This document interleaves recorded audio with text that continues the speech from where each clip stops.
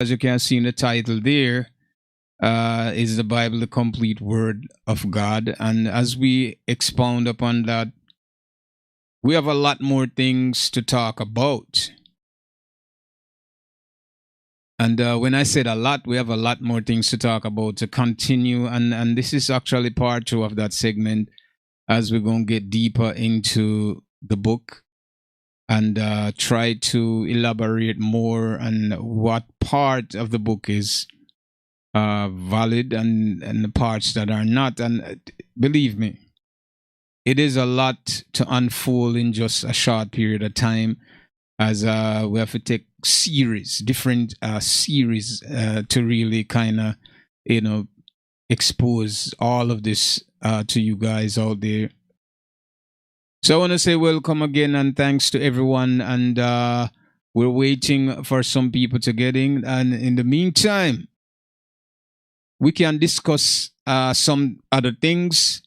In the meantime, until you guys come in, then we can get in the topic of what the show is about, what today program is about, actually. So I have my books here, my Bibles and stuff here, and I'm ready. I'm ready to go at work.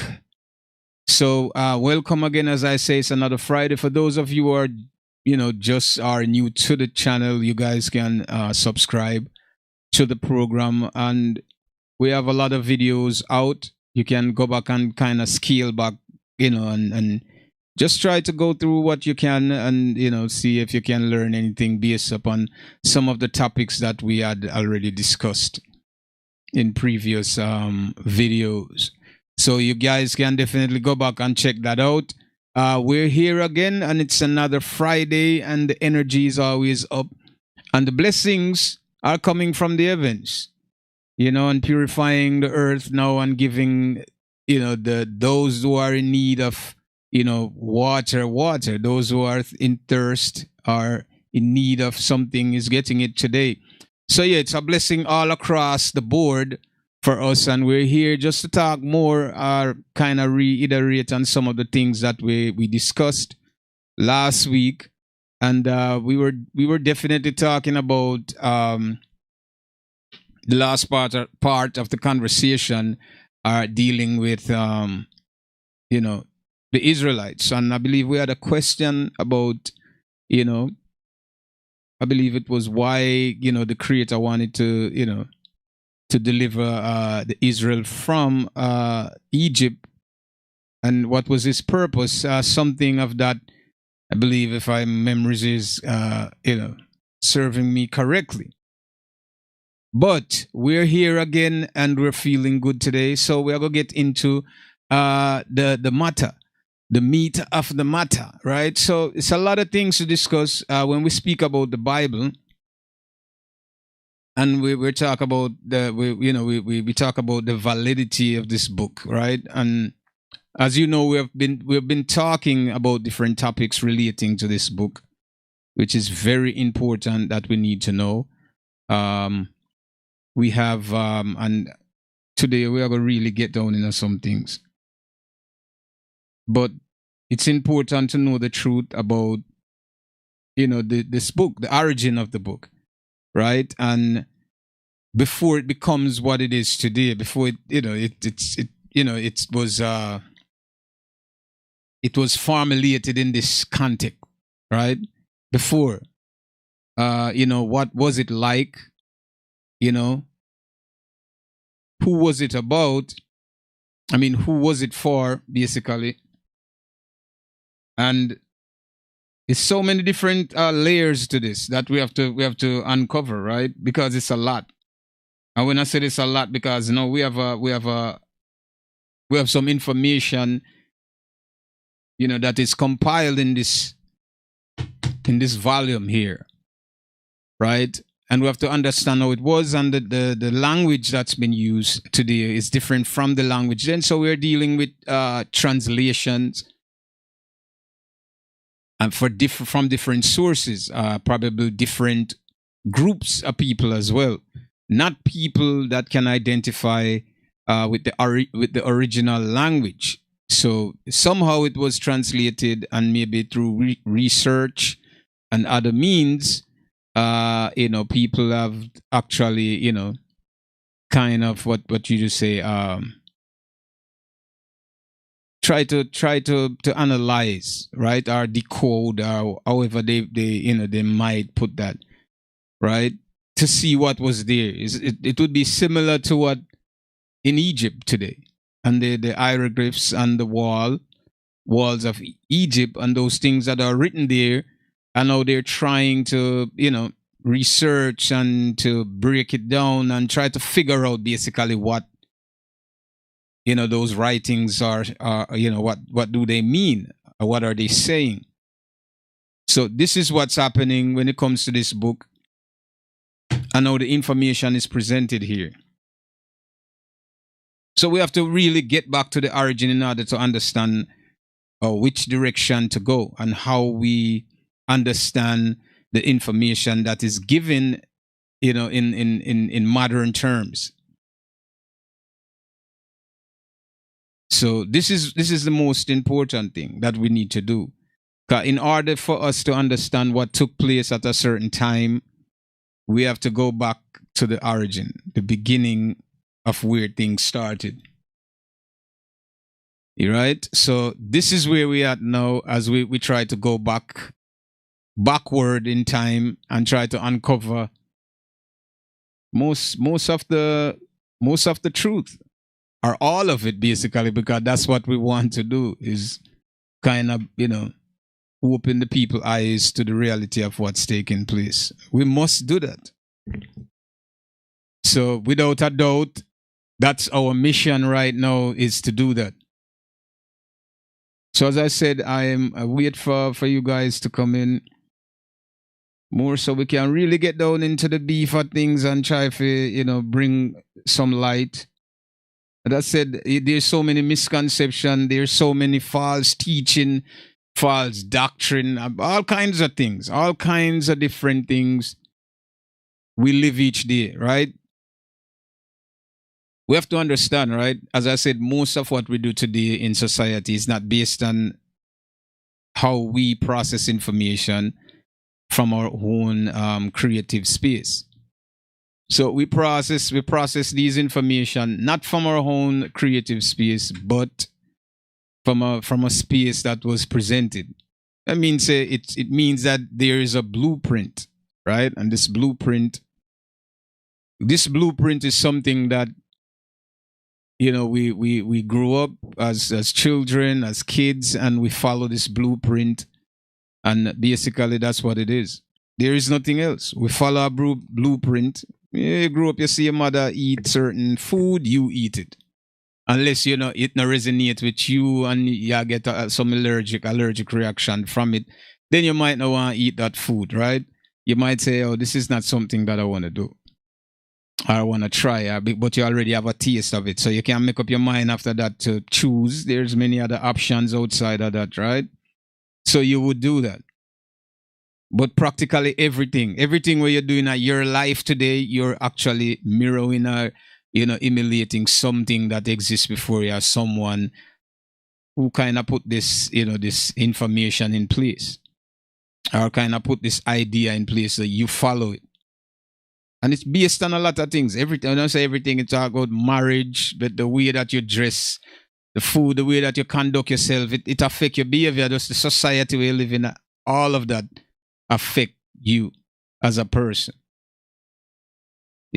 And when we don't question some of the things like the elders before us or the ancients before us, when we don't take time to question and just keep living and perpetuating whatever was left for us without questioning whether it was right, whether it was wrong, but because out of respect or because out of the comfort of adapting to whatever it was, we continue to just do it.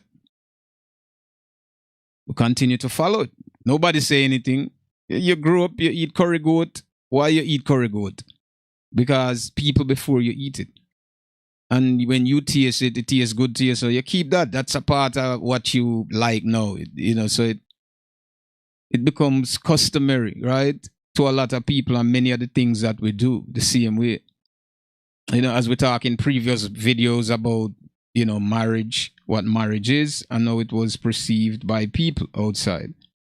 And I'm sure a lot of people have their own opinions and different, views and what they think it is.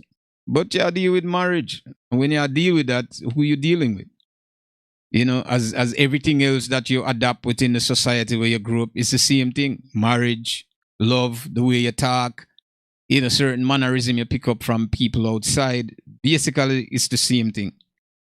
So as we talk about in last two video, you meet somebody, you meet a woman, you meet and you say you want to marry her. It's not based on really your true, feelings or that space that that is real to you. It's just a space that you adapted.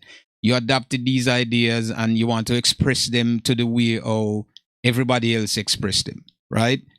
So you want to walk and you want to hold your woman's hand. It's not because you really want to hold, because these things have been done and you feel like it's a part of strengthening a relationship. It's a part of being what you call romantic, something like that. And as we mentioned before, what truly is romance, right? Romantic. What is it? So something you learn probably through watching movies and people acting a certain way or behaving a certain way with each other.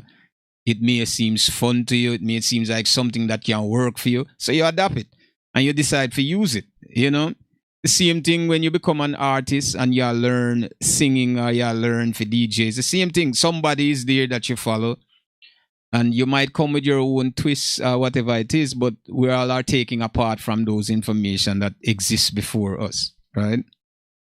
So that's what it is. So the majority of the time, not everything that was passed down to us is actually true or actually the right thing for us, right? But the Bible speak about, the swine. And you know what the swine is? It's supposed to be pork, right?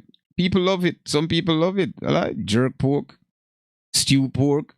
I mean, people have, they what they like about, what they were introduced to. And when you introduce to certain things, and it tastes good to the tongue, you want to have that more, right? You eat something and it doesn't taste good to your tongue, you just don't want to deal with it anymore. But usually if it's an acquired taste, right, then you take it and say, all right, I will eat this more. You will put that on your list, so you're sticking off each thing that you like and it becomes a part of, becomes a part of your daily life or yearly life. It's just a continual thing that you're going to do as you live and go on throughout whatever society you live in. Yeah, so you understand now that, when we talk about relationship, how people interact, the things that they do, the expectations. Expectations is you're here, right? And because of colonialism and what was forced upon you, right, you have to follow the pattern. You have to follow the blueprint. They say you have to go to school. And if you don't go to school, that means you're nobody. Right? That means they're telling you that formal education is what's going to shape you into whoever you will become. What will you become? Right? Because as I said, it's just an adaptation. You go out, you work, but the society is based, right? And what you call academia. You learn certain things and it's been just the language how the society was created, right? In that you have to learn the language to understand how to repair something. Right? So you'd have to sit down and learn. So this is basically we're learning how to maintain something. So when you go to school, you just learn and just to have the common sense, right? Because everything is literature. It's written, right? It's scripted. So you're learning as you go to school, right? You might think you're not go college or you're not go graduate high school, but guess what? You have a part of that programming already. So you're learning this to continue. Right? And this language makes you familiar with things around you, right? The items, via drive, the signs, right? The road, the rules of the road. I mean, the warning signs, the non-warning signs, whether to turn left or right. All these information, so even you go to school, this is basically what it's exposing you to these things. You can learn it orally, right? By being around people who are discussing these things, you can understand it. But if you want to get real technical, then you have to, everything is in textbooks. So school is a way to teach you how to help to maintain the society or the advancement of society. As the society advance more, you have to learn how to do that. So this is where you're forced into school to learn about these things, and they become a part of your personal, your private life. Everything basically function around the same thing. But if you sit back for a second and start to just peel the layers back and start to just think for a second, meditate upon it, then you'll ask so many more questions about why are you doing everything that you're doing. You tell your kids them, oh, you can't make it unless this. You can't do this unless this. And nobody ever spent time to learn about who they really are. You know what I'm saying? We never spend time to learn that. You know what we learn? We learn the information, right, that was uploaded inside of us. That's the information that we reference to all the time. What other information you're getting, right? So you go back to what you were learned or what you were taught, right? From wherever institution you learned it. So we go back to these information. That's all we do. So we never take time to realize who we are, what we truly need, right? And how to excel based on our true talents. What is your true talent? Most of the time you don't know, because nobody never teach you how to cultivate that. You didn't learn how to harvest yourself, right? So you lost. You're basically waiting for information, and you become programmed, because this is a pattern that was put in place so that you, the first slave, right, will continue to work, and the second slave is your sons and your daughters, and they will continue after you. So the legacy pass on, and they will become a part of this, society, working and supporting and building. And this is why people no need to be together like the way they are today in this melting pot, right? Everybody should have a place, a home for themselves. All nations should have a home for themselves. And it's by choice why you go live amongst other groups of people, because everybody culture is different. We're not the same, right? And if you allow another culture who cares about their culture more than you, this is where racism start to, to fester, right? So you need to understand separating and staying in your own lane, and just by maybe associating with someone, maybe to purchase something or for information, but for another group of people to govern the other group, just not gonna work. It's always gonna be some unfair treatment, as you can see what happened here in this country from the very inception, of slavery, and the founding fathers and those members who came here and what they did. They want to be in charge. So the comfort that they would get, their people would get that comfort as well.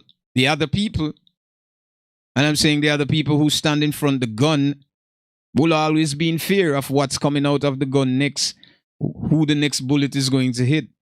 But those behind the trigger, of course, they're safe. Their life is not in threat, right? Them feel safe and secure. You in front of the gun, always in fear, because you don't know what's going to happen to you next. So I think when people have the opportunity to live their lives, and I'm not talking about just isolation is very good for a lot of people, but within their own space. And when you can live in your own space, you're able to mature more. You're able to understand yourself. You can able to cultivate your your creativeness, right, and bring it to light. When you're under somebody else, right, rulership, like where we are now, whatever you comes out with doesn't belong to you anymore. It belongs to the head of the society. So and look what the head of the society does. They had pattern in office, right? So if you create something, just come up with an idea that can be good for you, to how you think. You have to go through their system. their system decide whether or not what you're bringing to the table is essential for their society or community. And they will tell you whether or not they will approve the, okay, well, this is good. And then you have all these different groups coming to stop you because you have to make it, you have to build it a certain way where it can be profitable to these members or other people or other groups that are other people that look like them. So it's always a profit. So you might come up with an idea, somebody want a part of it. They said, oh, well, you have to put this in it and you have to allow this to go in it. This way, this person can make money, you make money, and it's all profits. You understand me? But the idea don't belong to you. No, it's in the hands of somebody else. So they could tell you even when you go there that somebody already have the idea, somebody already have this pattern, right? So you can't get it. What you gonna do? Right? So them can lie to you. They just lie to you and tell you somebody have this design already, so I'm sorry. But they already copied your design, right? Because they tell you that they're going to review, and the process of reviewing is copying what you have. And once them copy what you have, what happen now? Them go on with it, right? So when you gone now, them have somebody else learn what you put down and the information how your thing function, and that's it. You lose your idea, right? It's gone because it's not your people who care about you. They're not in charge. So they don't care less about your interests or what you came with. These are people who looking to take whatever you have because they know that you're creative. So they could find ways of stealing and robbing information from you. Because guess what? You are creative. So you're used to create things for them, right? You're working before for them. Now they used you for whatever knowledge, whatever talent you have. They want to harvest that for themselves. So they'll find a way to take it. So you have to learn that. This is why I said, people, we're not supposed to be together. We weren't meant to be together. Think about it. This is why we speak different language, right? This is why we have different liking, and this is why we have different taste in things. This is why we don't see eye to eye, because we're not supposed to be together. You get me? Go look in the jungle for yourself. You see. You will see. The only time you see the animal them together in any is because of survival, right? So if there's a means of survival to keep yourself alive, to prevent your people from being extinct. No, sometimes you have to walk along the others that you probably didn't want to walk along, because there's one thing in the minds of the survivors, right? Is to meet or to find common ground where there's no chaos, where people can get food and shelter and keep living. It'd be fruitless to be fighting. So you see the animal living in the jungle, they will go to this one water hole and they will drink there. Besides that, now everybody's turned predator and prey. You understand? Because they just don't live in the same space. So the lions stay by themselves, you see. The giraffe, them graze by themselves, and other herbivores are the animals that eat the same thing. You will see them in a close proximity, right? But they're not friends. They don't, even if them talk, we don't really know, right? But that's how it works. You understand what I'm saying to you? So this staying together thing doesn't benefit us much, because we can't get to express our true feelings, our true ideas, and bring them to light as we are supposed to, And that's basically, what it is. So I'm just giving you a small touch up to understand the background of our culture and some of the things that we do. And because we didn't spend time, right? We didn't spend time to learn about the things that we inherit, right, from our ancestors or our parents. We didn't question anything, because we could say that, oh, we're just being obedient. We're trying to honor our parents and believe what they say is everything. You grew up, your parents is your first role model, right? You follow them, but you have to question things. You have to question their things that you need to question in order to understand what took place in the beginning, right? and this is where we at. What took place in the beginning? And this is where we at with the Bible. This information that is presented in this book, right?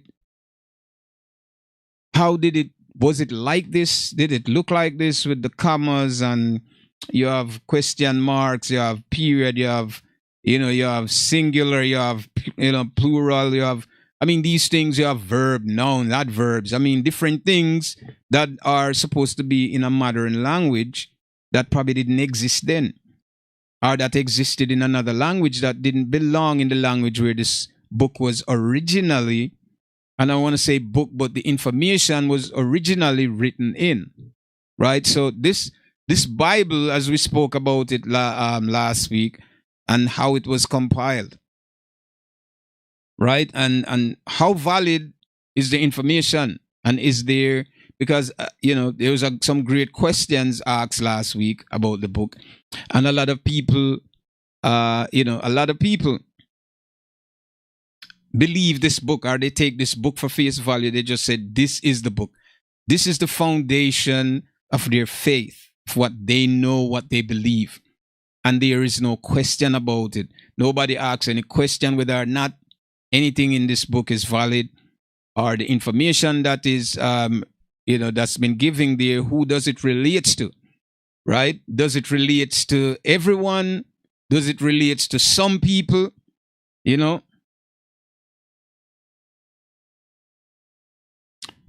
So, what or how we know which verse can be questioned in the book? Well, that's a good question. And there's a lot of verses that can be questioned. And as you see the title of the show, is the Bible the complete word of God? And when we're saying this, we're talking about, the book. If the complete book is actually the word, directly from the Creator himself. And the answer is no. No. And it's not all. And there are many verses, and there are many things that are changed in the book that you have to really question. Because, the terms are holidays, right? That you live in Western culture and other cultures around the world now in this modern space and time. Those are terms that we're taking from the book, right? Or the story. That was said, it pertained to a certain people. It pertained to a certain group of people. And it can only be so, and uniquely to a certain group of people. It cannot fit multiple generation, or multiple, not generation, but multiple nations. It can only fit one group of people, because the Most High said it. Unless whatever he's saying doesn't make sense, or it's a lie, then you would see all kinds of confusion. But look around for yourself and ask yourself, which other group are going through the same thing that this group is going through? And you will understand the truth there. So you say, what's this? Documents of family history. Well, there are a lot of people who have documents about their family history. Some is true, some is fabricated. I mean, you never can tell. But the overall thing is establishing the truth, right? Now, we have seen, as we have read in Jeremiah 17, verse 4, that the children of Israel will be discontinued, meaning that they will no longer continue in what God has given them. So their heritage, everything that was given to them, will be taken away. So there'll be a people that do not know themselves. They will be lost, and they will call themselves American, Jamaican, Barbadian, Trinidadian, all kinds of Guatemalan, Panamanian, all these different things they will call themselves, because they're not, but they doesn't fit the population, or they doesn't fit those group of people who are ruling, or the ruling power. They don't fit. It means that you're under the rulership of another nation. I mean, that's not you, because you don't look like them. You don't look like people in Panama Don't look like the other group of people that's the governor and the ruler of Panama. The people in Mexico and other places, they don't look like the ruling class. So it means that they're subject to the ruling class. So we have to learn that. So we get, we talk about, what is the promise? And when we read the book, we got to understand that, right? What is the promise? So the Most High has said that there are things that will happen to them. So we read Jeremiah 17. So if we go to Deuteronomy 28 through 68, right? And I keep saying that because I want people to actually read Deuteronomy 28 and try to get some understanding of what the scripture is saying, because this is how you're going to understand what's going on and some of the things that are happening to you, right? So Deuteronomy 28, right? Let me find that. Through 68.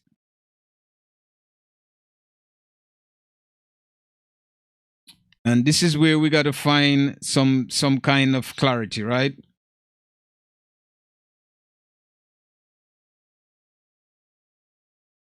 Let me find this.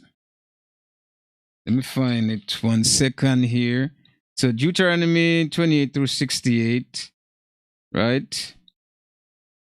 And we're going to read, where is it? We're going to read it's the blessings and the curse, right? So we're talking about the blessings and the curse. So, Deuteronomy 28 through 68. So I'm just giving you a brief part of this. It said, and it shall come to pass, if thou shalt hearken diligently unto the voice of the Lord thy God, to observe, and to do all his commandments, which he command this day, that the Lord thy God will send thee on high. He will set thee on high, right, above all nations of the earth. And all these blessings shall come upon thee and overtake thee, if thou shalt hearken unto the voice of the Lord your God. Blessed shall be thou in the city, and blessed shall thou be in the field. So your blessing will increase in every way. No more suffering, no more nothing. The Lord shall establish an holy people unto himself, as he had sworn unto thee, if thou shalt keep the commandments of the Lord thy God. So, you have to keep the commandment in order to inherit any of these things, right? Because you were already chosen, but this is why you have to live to the rules. You have to follow the rules. And as you read through, 29 and go down, you're gonna see everything there. So let's go to 16. No, I mean, sorry, 15. Let's go to Deuteronomy 28:15. So we read the blessing. You have to read through the blessing. So I'll just give you the first part there. So 15, but it shall come to pass, if thou will not hearken. Now this is the curse. If you're not listening unto the voice of the Lord thy God, to observe and to do all his commandments, right, and his statutes, which I command thee this day, that all these curses shall come upon thee and overtake thee. So the blessing will come if you follow the commandments and you live to the statutes and commandment. The curse will come if you don't. So there are two options he gave to them, that if you follow this, everything will be okay.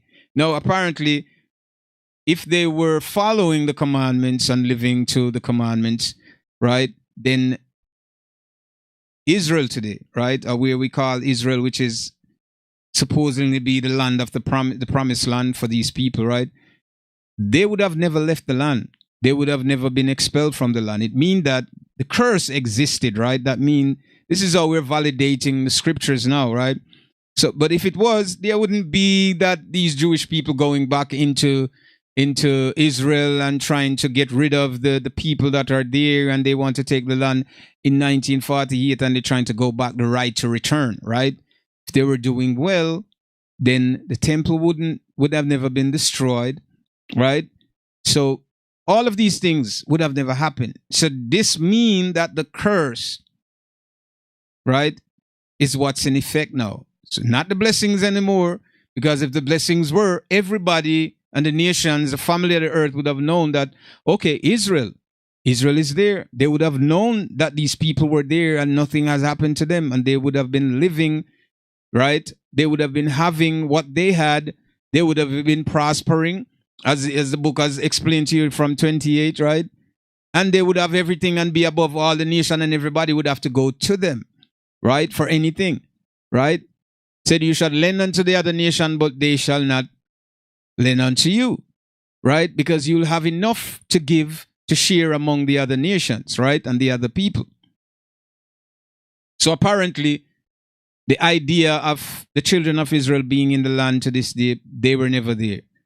We would have known it. Everybody would have known it. There wouldn't be a right to return. There wouldn't be none of this, because they would have been already in the land, living, prospering, doing God's work.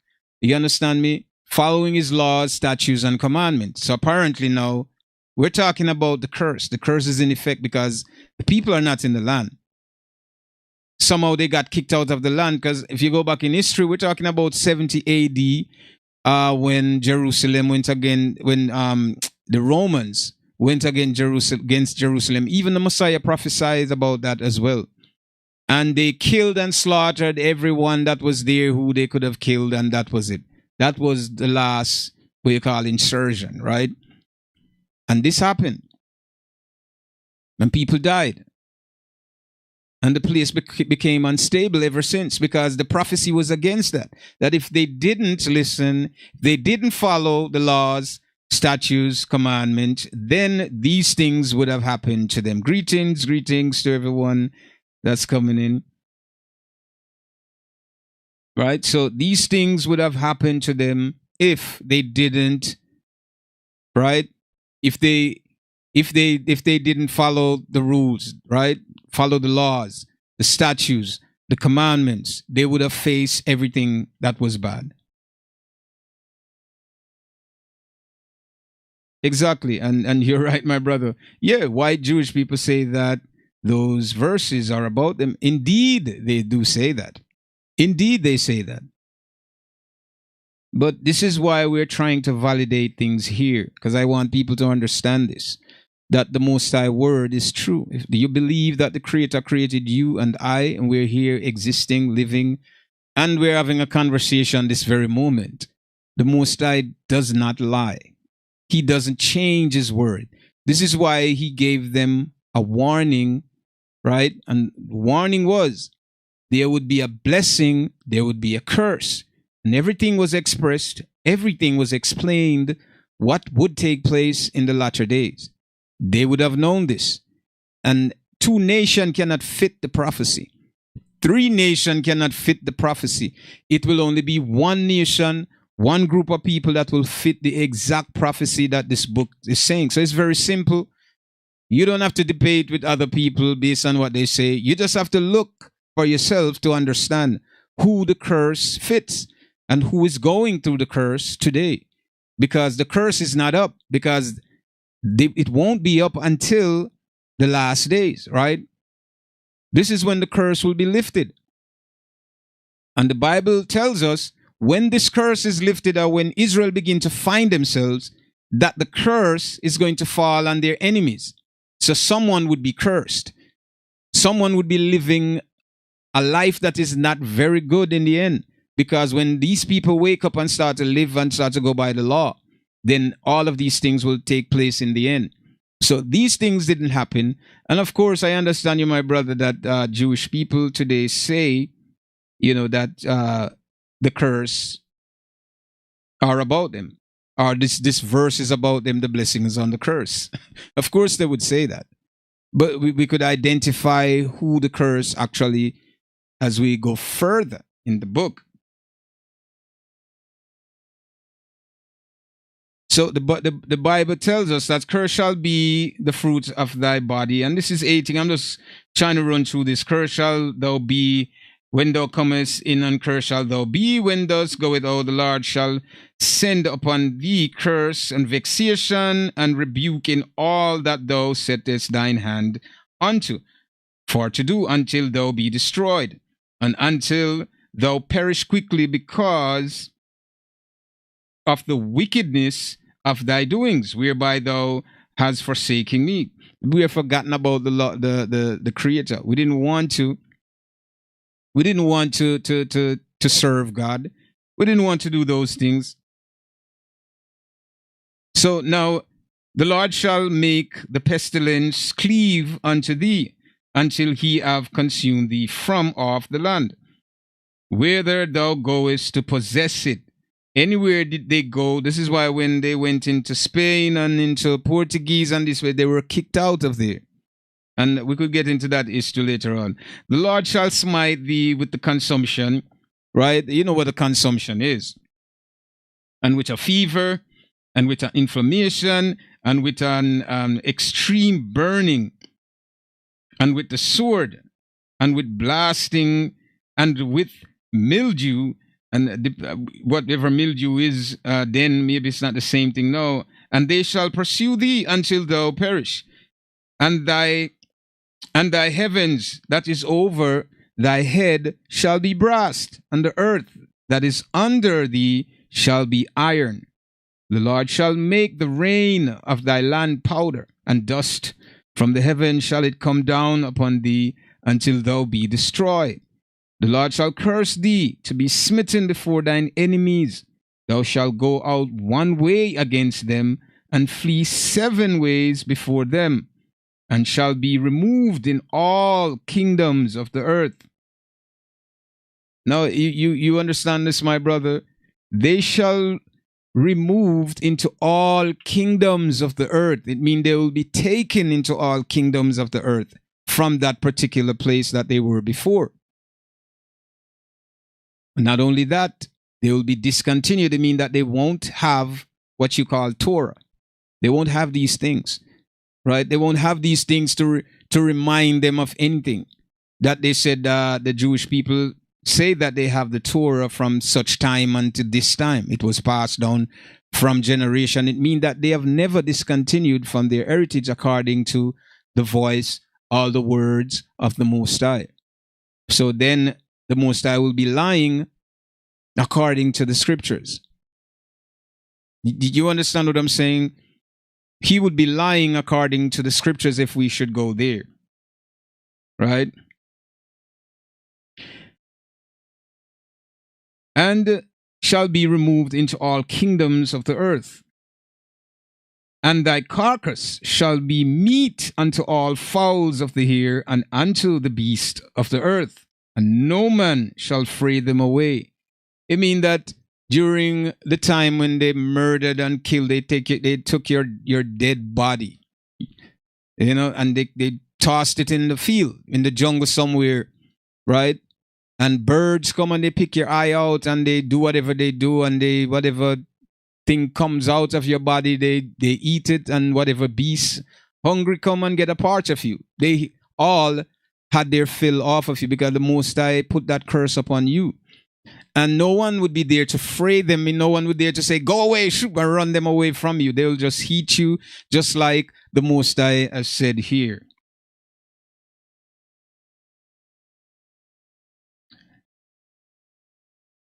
Right? So no one will fray them away. Verse 27, the Lord shall smite thee with the bash of Egypt, and with the emeralds, and with the scab, and with the itch. And you know what the itch is? That's supposed to be something like what they call chicken pox, probably. And remember, Israel had none of these sickness before, but because they have the curse, all of these things shall come upon them. Wherefore thou cannot be healed, and the Lord shall smite thee with madness and blindness and astonishment of heart.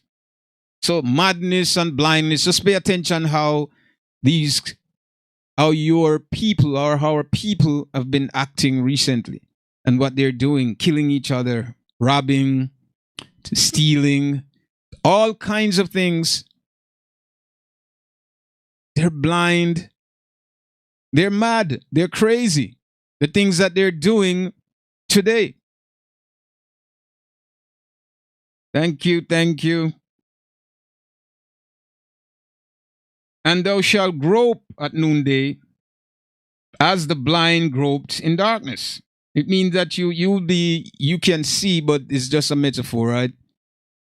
There is no progress in your movement. There is basically nothing. There's nothing for you to establish yourself. Right? So you'll be groping at noonday, in the very day, because you cannot see your way. Even you have eyes to see, even there is opportunity there, you just can't see it. So you'll be groping at noonday like the blind grope in darkness. So just like the blind man has to feel his way through life because he can't see anything and it needs his visuals, right? So someone has to guide him or he has to feel his way through. Right? As the blind gropeth in darkness, and thou shalt not prosper in thy ways. Mean that you won't prosper. Whatever you do, you'll fail. You'll literally fail at what you try. You'll try and you just won't make it. And we all have grown up seeing our parents and what they have gone through, how they suffered, how they complain about the rent, they complain about food, how they can't, how they can't afford it. They can't afford the rent. They have to borrow money. They have a long bill at the store, and on and the list goes on and on, man. And thou shalt be only oppressed and spoiled forevermore, and no man shall save thee. There is no nation that came at any point to save the slaves that were here. You're talking about in Haiti, they had to fight for themselves. They have to fight, and thousands of them died before they got what independence supposedly looked like. In Jamaica, the same thing. In Barbados and other countries, a lot of rebellion took place. You understand? No nation outside didn't come and said, stop this. You understand? So no man shall save you. Nobody is going to tell you and teach you that which is right so that you can rise up and become who you are. No one will save you. You have to save yourself.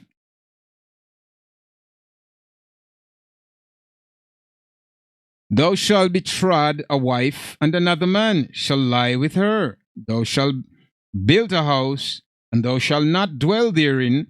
Thou shalt plant a vineyard, and on and on. So we know betrothing the wife and the what you call cheating and all of these things that happen.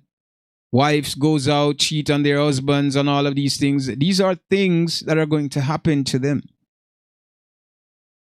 And this would become customary for this group of people, that you will see this happen regular. They will marry and their woman cheat. Their woman go out and sleep with another brother, another man, and vice versa.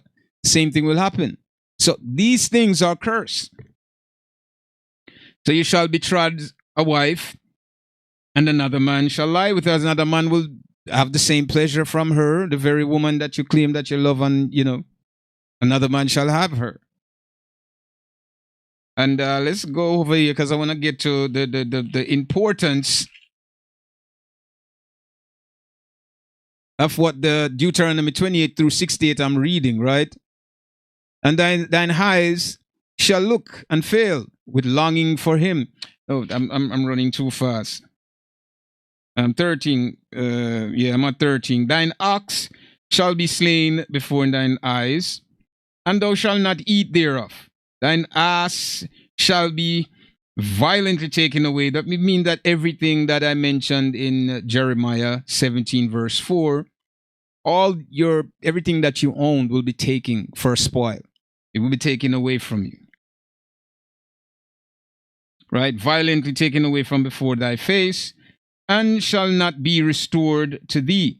Thy sheep shall be given unto thine enemies, and thou shalt have none to rescue them. You shall have no might, nothing at all. No one shall stand up and say, let's go get what was taken from us.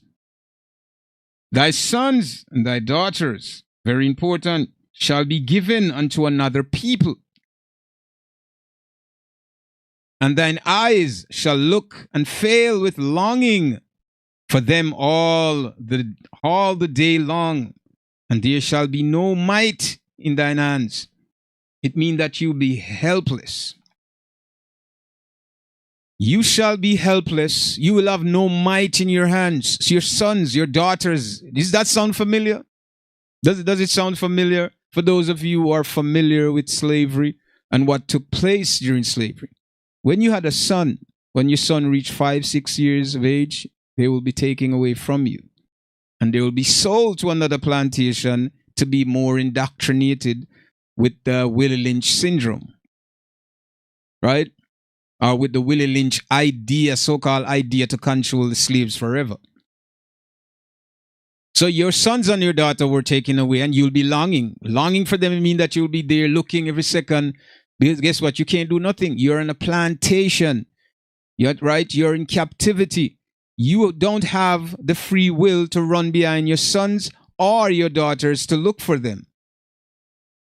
So you'll watch the enemy who have power over you, took away that what is important from you and sold him or give him to someone else to take. And there is nothing you can do about it.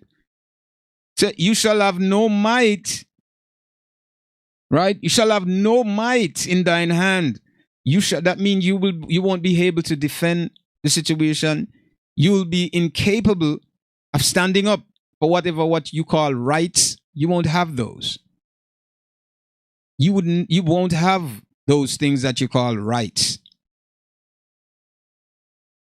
They'll be taken away from you. You understand me? Now you have to put these in context because this is what we're trying to do. We're trying to validate the information here, right? Because as I said before, if the word of the Most High is true and he has told us, well, it was written now, we hear these things orally, that these things would have happened. And when we align them with the things that took place or that's taking place, we would see and know who the people are that were talked about here in the book. So we don't have to debate with anybody else. We don't have to debate with any other nation to find this out. It's in you to find the truth, my friend. It's all around you. You look within yourself. And the questions are there, the answers are there as well. Who do you know that their children were taken away from them, right? And they were sold? Who do you know that were sold as bondmen and bondwomen, and they work and they build houses that they can't live in? They kill animals and they can't eat the meat. They were given the part that was rejected. What you call that? Here in America, they do it as chicklins and pig feet and the parts of the pig that were rejected by their own. You cannot eat the things that they eat. But anyway, let's continue. The fruits of thy land and all thy labors shall a nation which thou knowest not eat up. They will take everything, and thou shalt be only oppressed and crushed all ways. So that thou shalt be mad for the sight of thine enemies, which thou shalt see. You will see them doing these things, and there's nothing you can do. You'll be upset, so upset that they're prospering, they're doing these things, and you're not prospering. The Lord shall smite thee in the knee and in the legs with a sore botch that cannot be healed from the sole of thy foot unto the top of thy head. You know, there's a what they call this. I heard the name of it. They call back in the island, right? They call it again. It's a cut that can't be. It doesn't heal, right? That would be one of the main thing. No matter what you do to it, is a lot of people have this back in the island. and they do so many things, put so many things on it, and it never could heal. You know, I forgot the name of it, but true thing. You could do your research on that, and you'll see. So when it said, the Lord shall smite thee in the knee, and in the leg with a sore botch that cannot be healed, from the sole of the foot unto the top of the head. The Lord shall bring thee and thy kings which thou shalt set over thee unto a nation which neither which neither thou nor thy fathers have known, and there shalt thou serve other gods, wood and stone. So the Most High is going to bring a nation against the Israelites, a nation that they have never known before, meaning there would be a people that we have never seen them before, and they wouldn't look like us, right?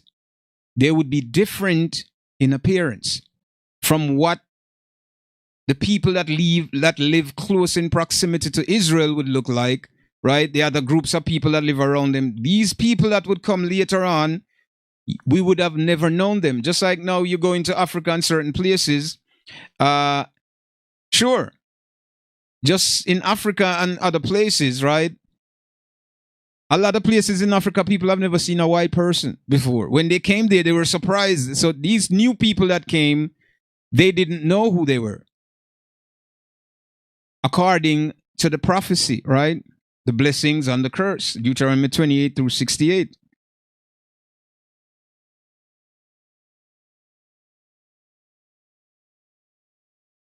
Right? So we're at Deuteronomy 28 verse 36. Right? So let me just answer this brother question as he asked him. He said, if God creates perfect world, why sin could be developed? Very, very interesting question. Very, very interesting. Now, we have to understand this, right? The fact that if we go back to the beginning, this is where we're going to, really get some understanding on what took place. Now, the Most High, you have to think about this, right? The Most High, in His glory and His righteousness, could have created men, but because we have common sense, because we have the intelligence that He gave to us. Yes, greetings, my brother. He created men. He could have created us with just one mind, just to believe whatever He said, to do whatever He wants, and we would have been doing that, right? We would have never faltered, this wouldn't be freedom. This wouldn't be what we would call freedom and the right to think the way that we wanted. The Most High created us as individuals with different feelings, different expression, different thoughts, the way we process information, the way we process things, the way we see things visually, mentally, spiritually, everything is different. Right? So, because the freedom exists, this creates two paths now. Because there's a decision to make for us to choose which one would we follow, which one we would not. So the freedom to think, right, is breaking the boundaries down, right? Taking away the boundaries that would be the control, right? And it's an open field, and we could go any direction we wanted. Now, because you have, if you read in Genesis, when you talk about there was a war in heaven, and the dark spirit got kicked out, right? And he ended up in the earth, right? And if you read in Genesis, and the book tell you, right, in Genesis, say the tree of knowledge of good and evil, right? That was in the middle of the garden. There was a tree of life of good, and who was that? Of good and evil. It even said, when you read further in the scriptures, right, that the secret of heaven was revealed unto Adam and Eve, right? What secret revealed to them? Because the angels, they knew what was good, they knew what was bad. They knew both things. When man was created, they didn't know that. This was revealed to them by someone else. This is how they got corrupted, and it was their choice. That's why the Most High, everything He does, right, He would warn them and said, listen, don't do this. do not do this because there is a repercussion for this action. So he would have given them, and the reason why he told them not to take from this place, I'm just using what they've said, but we know it's not tree and this apple thing, right? It's something completely different. But anyways, we will get into that one of these thing. But the reason why they were warned is because he knew that there was something there. So he gave them a heads up. And it was within their decision and how they split, right? How they split this information in two and which one of these information they would follow. But they chose the wrong one. So this person that revealed this negative thing it continues to perpetuate from generation to generation to generation, as it wasn't like that before when they were created before. They were created innocent, right? They were created knowing righteousness and knowing truth.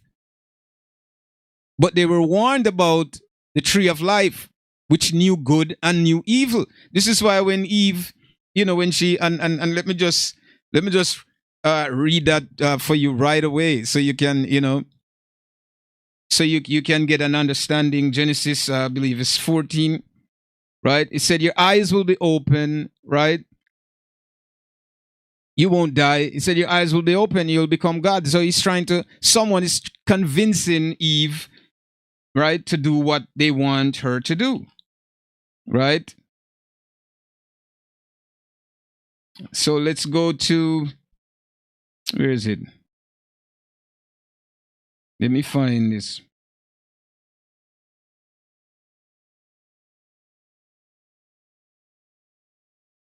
So let's go to Genesis 3, right?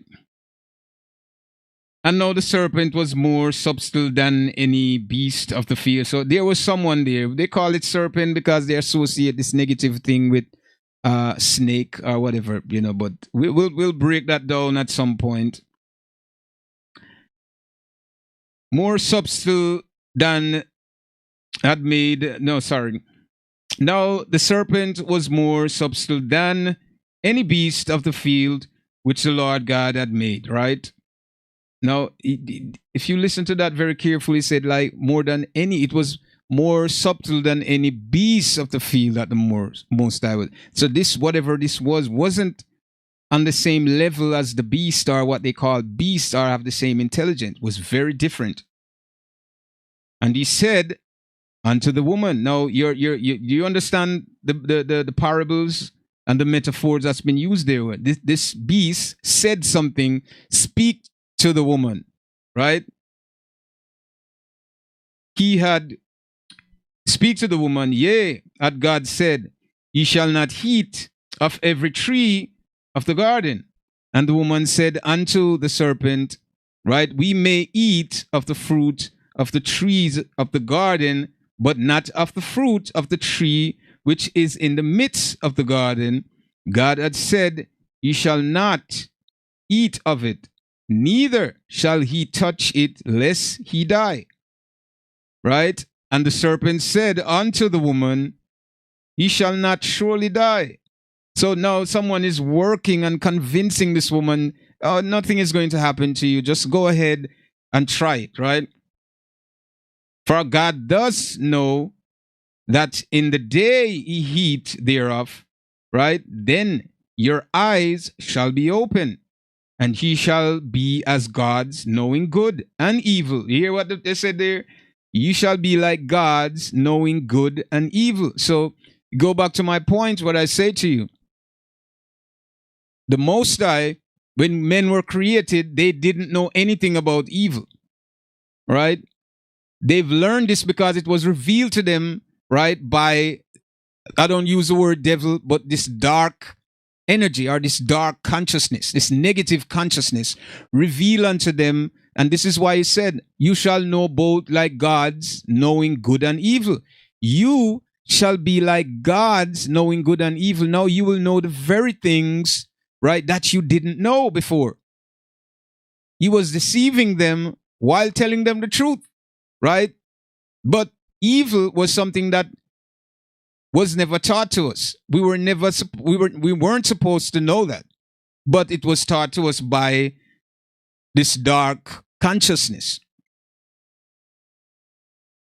right? And the serpent said unto the woman, he shall not surely die. For God does know that in the day ye eat thereof, then your eyes shall be opened, right? And ye shall be as God, knowing good and evil. And when the woman saw that the tree was good for food, now they use food, but we know that's not what it is, basically. As I said, I'll break that down at some point, right? And the Bible said, let me see if I found this one. Where is it? It's 15. 15. Where is it? I have to look for this one. But my brother, if you understand the clarity of what I'm saying there, so the perfect world was the perfect world that the Most High created, right? Everything was good. Adam and Eve, they knew that which was good. They didn't know the other side until it was taught to them. It's like if you were born as a baby, right? And you were born in the water. You would be swimming in the water and you'd be believing this is the only place. Unless someone come to you and tell you, oh, my son, you don't need to be in here. You can come on the land to and walk. And once you start to do this, now you have two experiences when you had only one before. You only knew that when you were born in water, in the water, right? That was your life. That was your whole thing. That's what you were introduced to. That's what you knew from the very inception. But now someone interfered and tell you, no, you can walk. Look at us. We're running. We're playing ball. You could do the same thing. So now you would leave, right, this element or the space that you're in to go and have this new experience. Now, this is where you're going to know about walking on the earth now that it is different. Now you have two experience instead of one. So that's all it is, my brother. We weren't born in sin as they taught you, right? But sin were taught to us because of disobedience, right? This is how we know about sin. Disobedience. So we weren't born into it, as that's a they misteach you or misguide you with information like that, right? So I hope you get your understanding from that. So we, as I said, there's a lot when we're dealing with the Bible, because there's so much to uncover, and it is so vast. The information is so vast, right? So let's get back to Deuteronomy, as I said, and I always tell you guys, man, Deuteronomy 28 through 68 is very important if you're a descendant of slaves to read this book to understand where you are, and if this familiar with what you're going through today living here in the America and other places around the world. So we get back into Deuteronomy, and we are at 28:36, right? The Lord shall bring thee and thy kings, which thou shalt set over thee, unto a nation which neither thou nor thy fathers have known, and there shalt thou serve other gods, wood and stone. Now, I spoke about this last week, the wood and the stone, and the representation of the very things that here it said, God of wood, we shall worship other gods, wood, stone. There's two clues that we're giving there, right? There are two clues that we're giving there, right? Now, we know the symbolism of Christianity is the cross, right? The cross is made of what? Wood. Now, we know that 75% of what you call black people in the world, African American blacks, wherever you want to call them, 70% of them, just talk about American, black American in this country, 75% of them is Christian. 75% of the population, right, is Christian. 75 of them, everybody that live within the US, 75% of Christians are black. You get what I'm saying? There you shall serve God of wood and stone. Now we understand that. Remember Elijah Muhammad? I don't know if you guys read about him or know about him. And then when he went to Mecca and went to the Middle East, and he began to see things different, and then guess what? He tried to convince a lot of you guys to become what? Muslims. And a lot of blacks become what? Muslims. Right now, the symbol of Islam, what is it? What is the symbol of Islam? The Kaaba, the black stone in Mecca, right? Where they go every Ramadan and other different practices, and they will march around this thing. What they call it, the holy city. They will march around the stone. I mean, for hours, and they will go around and around and around and around it. So the Bible clearly telling us what would happen to the Israelites, what they will be doing, right? And we're at 37. I'm sorry, we're at 30. We're at 36, right? 28 verse 36. I'm sure you guys can take your Bible and follow along. The Lord shall bring thee and thy kings, which thou shalt set over thee, unto a nation which neither thou nor thy fathers have known, and there shalt thou serve other gods, wood and stone.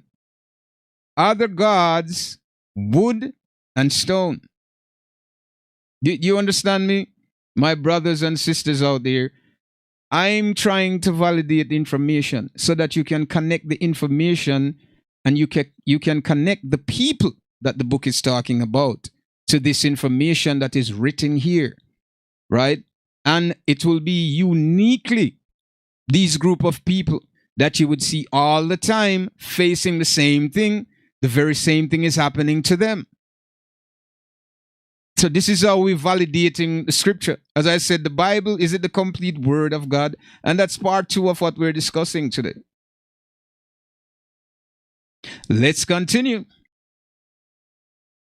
And thou shalt become an astonishment, a proverb, and a byword among all nations where the Lord shall lead thee.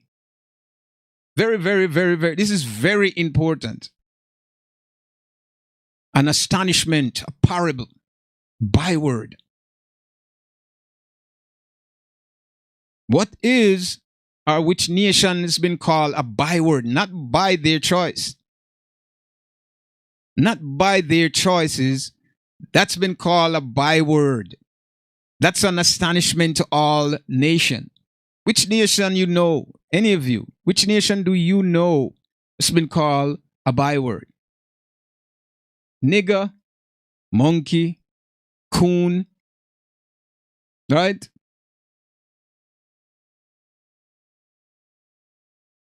And all kinds of different names that they call you in different languages that I'm unfamiliar with. Everywhere you are, someone call you something. That's the byword. Prophecy, prophecy, and more prophecy. And thou shalt become an astonishment, right? An astonishment, a proverb, right? And you guys know what a proverb is. A byword, you know what the byword is. Nigger, the very word that all these people call you. Black, nigger, black. That's not a nation. Black is a color. It's not a nation of people, but that's what you will be called. So you understand who the book is talking about. These are the very unique things that you're going to, many times the pastor won't explain these things to you. Your pastors in the church were just there trying to hound the money from you to buy the next mansion or fly the next jet. And that's what they're about. They won't tell you about this. They will not teach you anything about this. The prophecy is unique to a group of people. Very unique. Not 2 people or 3 people from different nations. Only a group of people. And the Bible already explains these people are scattered among the nations. They're not in their home anymore. And as I read through Jeremiah 17:4, they will be discontinued from their heritage. That means they will no longer know who they are. They won't know themselves. They have no idea of who they are. But this will happen at some point. So the astonishment, proverb, and the byword, you see that. Thou shalt carry much seed out into the field, and shalt thou gather but little in, for the locust shall consume. And these things happen during the time when the sin begin to multiply on them living in their lands, right? So, but the Bible is explaining everything. Okay, now let's go. And let's go to 45. Say, moreover, let's go to 45. Moreover, which is 28:45. Moreover, all these curses shall come upon thee, and shall pursue thee, and overtake thee, till thou be destroyed, because thou hearkenest not unto the voice of the Lord thy God, to keep his commandments and his statutes, which he commanded thee this day. Which he commanded thee. And they shall be upon thee for a sign and for a wonder, and upon thy seed forever. It means that you, my friend, descendants of slave, you would grow and inherit the very things that your parents left behind. Nothing, emptiness. They died and they left just $1. There's nothing for you. Your days will be, you'll suffer here. The sky above you will be brass, and the ground beneath you shall be iron. Your days will be hard. You'll be oppressed and you'll be crushed. Just like the very book explained to us. And it shall be upon you for a sign. That means you will know it. You will know this. Right? You will know this, and the other people will know, and they'll ask you, you can't do nothing for yourself. Why you can't do this? Why? People are going to put you down. They're going to disrespect you. They're going to say many things about you. Right? This shall be upon you for a sign, mean that people will be seeing. They will see your tribulation. They will know your tribulation. Right? The nation around will know you. They will tell you that you are low IQ'd, that your IQ, you don't have any IQ. They will disrespect you in many ways, right? They know. They know. Right? They shall be upon thee for a sign and for a wonder, and upon thy seed forever, because thou servest not the Lord thy God with joyfulness, with gladness of heart, for the abundance of all things. They are very important. With joyfulness and gladness of heart, you have to serve the Most High. This is what we didn't do. This is why the children of Israel are scattered and they are living in the land of their captivity.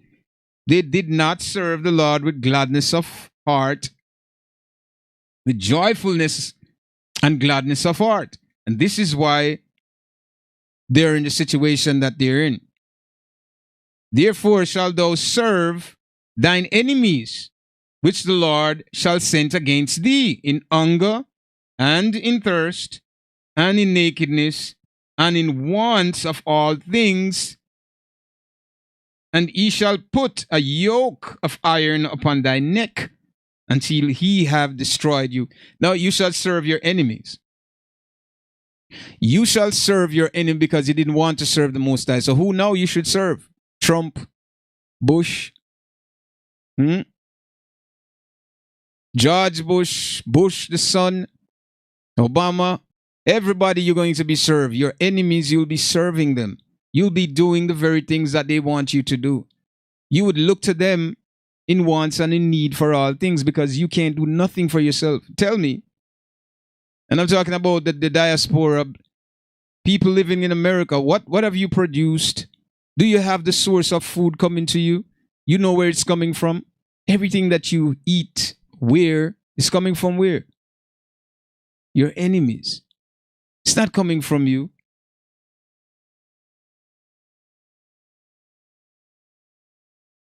Okay?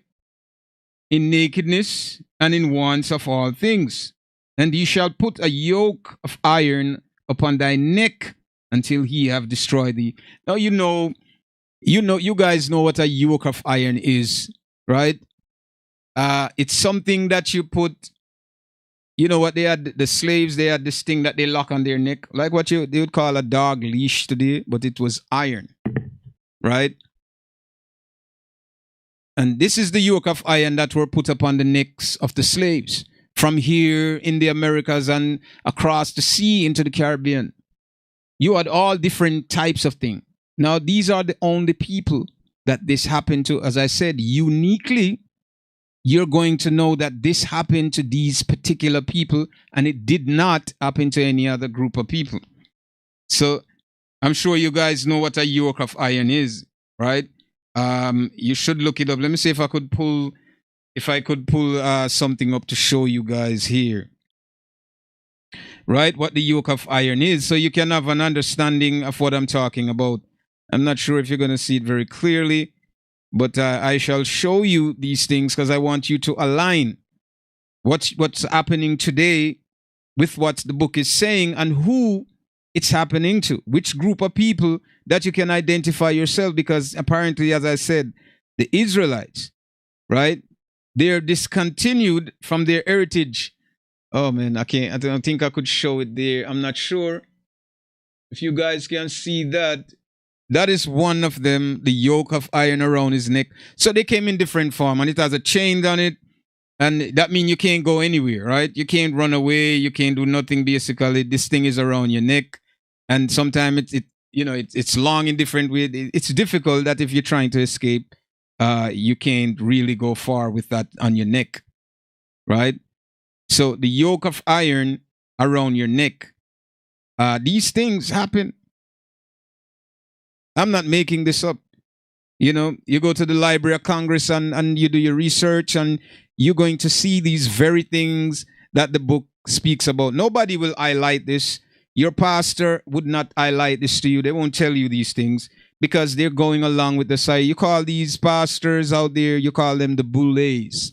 And the boulets, these are men who work for the king. They work for the government just to calm you, to keep you in place, and they earn riches. So they sell you out, right, to your enemies. They continue to program you with nonsense for you to believe that.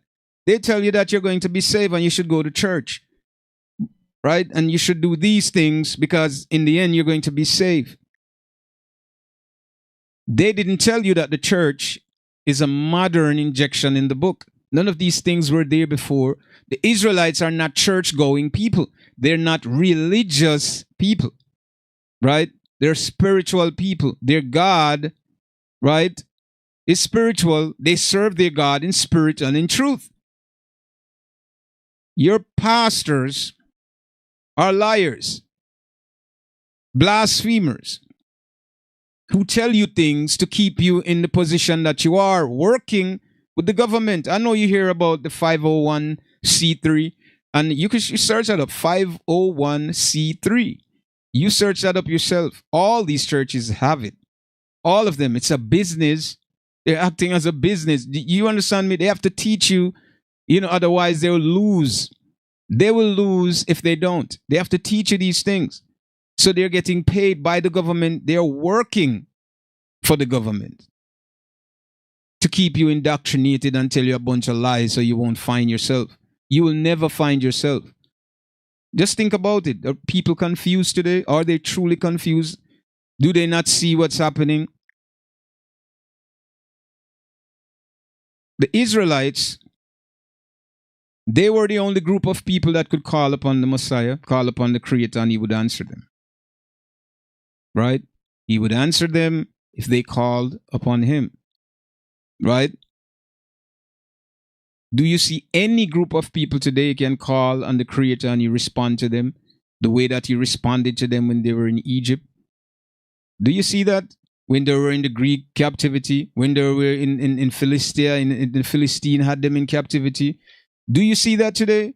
Because the people that can wield this ability, they are lost and they're discontinued from their heritage. They don't know themselves. Why would they tell you who your Creator is? This is why when you read the Bible, they tell you, oh, the name change. And why you think they tell you? Because the name is very important for you to know. right? You understand what I'm saying? It's like if you go on your phone and you said, say what's this what's in Alexa, this thing called Alexa, right? Now if this voice, if this name is programmed to understand English, then English is what you can say to it. But you can't change the name if this is the name that activate this device. You can't change this name. Is Siri, right? So Siri, if you don't know the name and you use some other language to say, is Siri going to respond to you? No. You could make up whatever name you want, but that's not the origin. That's not the origin name for the for that thing. So therefore, you won't get response. So when we're talking about, you understand what I'm saying? So if you're gonna say, "Hey Siri," or Hey Dogma," who's going to respond to you? You know, who's going to respond to you? You understand me? No one will respond to you. So the name is very, very, very, very important. You know, it's very important to know. This is how you connect with the individual. This is how you connect with the Most High. But this is why I said my name and his people. His name is written there. You understand? So you have to understand the name is very important. Nobody can, I can't send you, so I can't recommend you. How could someone recommend you, right? Tell you, oh, go to Africa and go and speak to Makunde or whoever this person is, and just tell him to give you, he will invite you in, right? I'm recommending you. It means that you have to mention my name. If I tell you to go there and you mention my name to him, say if my name is Abba, I said go there, tell him Abba. He will know and he will take you in and he will give you shelter for the night, whatever. If you go there and you don't remember the name and say Jake or somebody, this guy gonna say to you, nope, we don't need you here. You're an outsider. We don't know you. But if you mention the name, the right name that was given, the person can familiar themselves with it. And with that said, my people, we actually exceeded time today.